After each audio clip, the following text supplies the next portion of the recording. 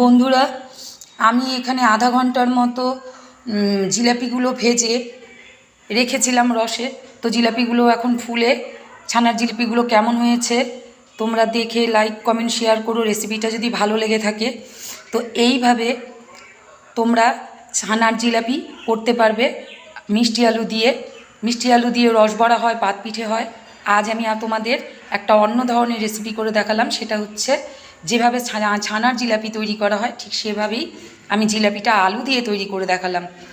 তো ভালো লেগে থাকলে একটা লাইক কমেন্ট শেয়ার করো বেশি বেশি করে, আর আমাকে একটু সাপোর্ট করো। তো আজ এখানে রাখছি, ভালো থেকো তোমরা।